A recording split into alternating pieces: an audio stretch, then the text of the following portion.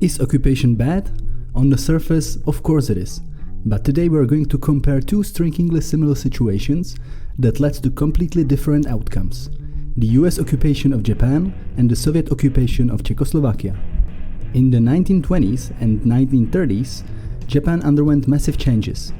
After World War I, it became one of the most powerful nations in Asia. Unfortunately, as its power grew, so did its appetite, literally. The military and political elites began to believe that Japan had the right to expand. This marked the rise of militarism, which gradually took control of Japanese politics. When you add a bit of militarism to the fascist cocktail, you get quite an explosive mix. And that's exactly what happened in Japan. People were bombarded with propaganda about the divine origin of the emperor and the inevitability of expansion.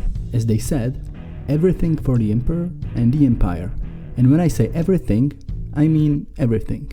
But what did that mean for the people? Well, nothing good. Japan embarked on a bloody expansion throughout Asia. Just imagine the brutality in China during the Nanking massacre, where hundreds of thousands of people were killed, or the human experiments conducted by the notorious Unit 731. And that's not all. The Japanese army didn't shy away from anything, from forced labor to torture. Now, let's skip ahead a bit, because this part should be familiar to everyone.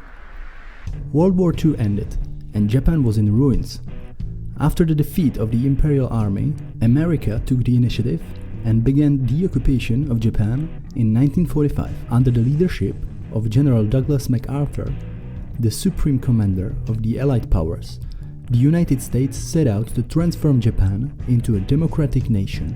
Under American supervision, a new constitution was adopted, bringing significant changes: the abolition of imperial power, the establishment of basic rights and freedoms, and the prohibition of war as a means of settling disputes. But for the context, let's not forget, these changes were imposed by an occupying power. Now let's move to Central Europe, to Czechoslovakia.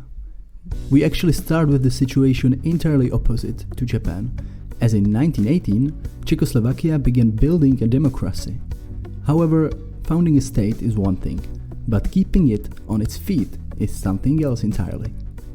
Czechoslovakia had to deal with new borders, various nationalities and, neighbors who looked at them a bit skeptically. But they had a strong economy, modern industry, and, most importantly, a passion for building democracy. And I'm not just talking about those awesome fancy First Republic cafes, but just as everything seemed to be going smoothly, problems began to arise. As soon as the Nazis came to power in Germany, things started to go downhill. Adolf Hitler had entirely different plans for this small Central European state than for it to quietly enjoy its newly born democracy. The Sudetenland became the first target, and the Munich Agreement of 1938, let's just say it wasn't Czechoslovakia's allies' finest hour. Hey, isn't that Neville Chamberlain?